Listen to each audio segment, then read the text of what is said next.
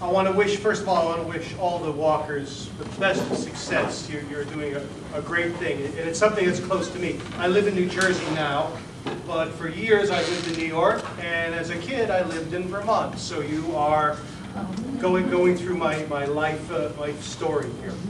The weather isn't always great this time of year. I hope you have great weather.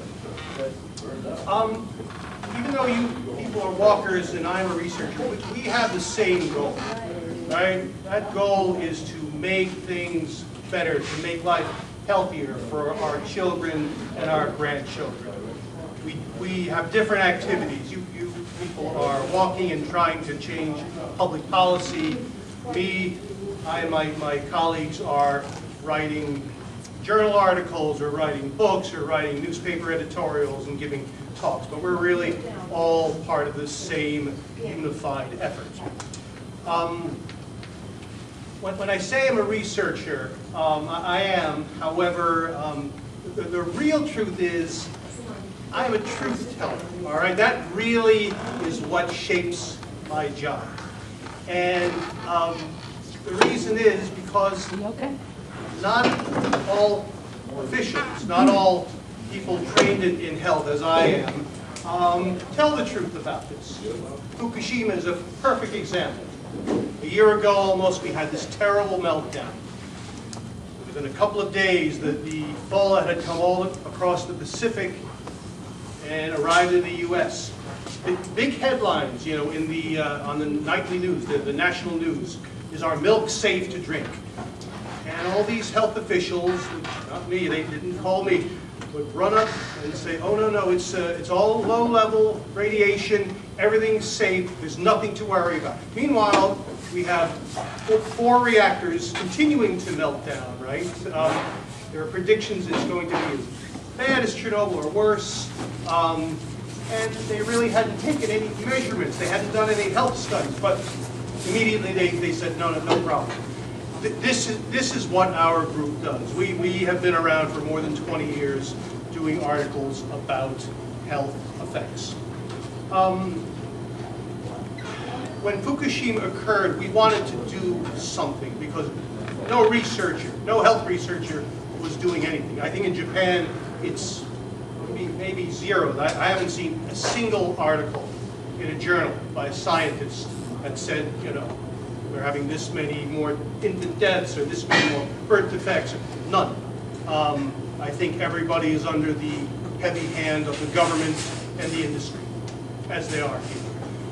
So we wanted to do something. There's very little information. We have very little information to work with one exception. Every week, the number of deaths by age group is reported for 120 United States cities, and it's put on the web. So my colleague and I took a look at it, and we found that in the first 3 or 4 months after Fukushima, there was a bump in deaths, and it was especially big for infants who died in these cities. We said, I think we have something here. We estimated, by the way, that the final numbers are consistent with this. There were, in those months, 14,000 extra deaths in those couple of months in the United States. And now we revised that to 22,000. You know, there could be other reasons for this, however, this is a very, very unusual thing. And also, it was the same thing that we found 25 years ago when the Chernobyl fallout came to you. The first 4 months, there you go, and there's Chernobyl, and here's this bump that lasted. For short-term effects. Long-term effects, we'll be doing this until I'm a very, very old man. You know, people will develop cancer for decades, not just in Japan, but in other countries as well.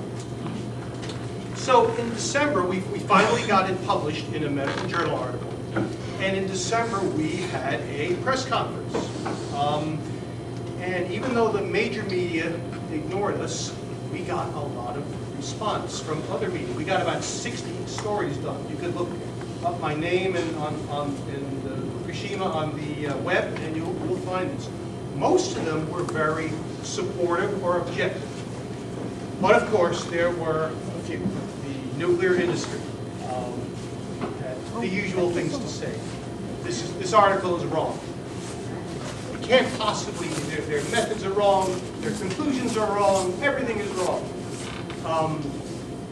The big thing they had to say was the radiation in the U.S. was too low to harm people. And again, that's like saying a little poison is okay. You know, just don't take a lot of poison.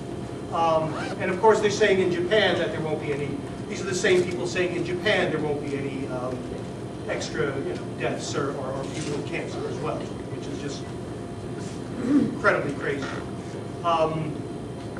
So we've got a lot more work to do, but this was a big first step.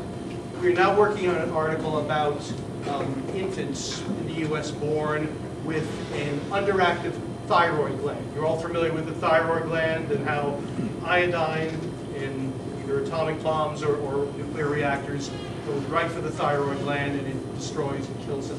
Of course, the fetus is very, very sensitive to radiation.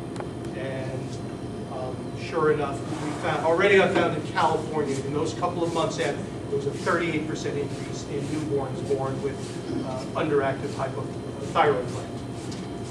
And we will publish this again, and we will do more. And I hope our colleagues in Japan are going to do the same thing, but I think it's going to be difficult. Edith said tonight I was supposed to speak about how Fukushima affects the United States. Obviously, there's a worldwide effect. It took a few days to come to the U.S., and it took, I think, 18 days to go all around the globe in the northern hemisphere. We have two things to be concerned about in this country.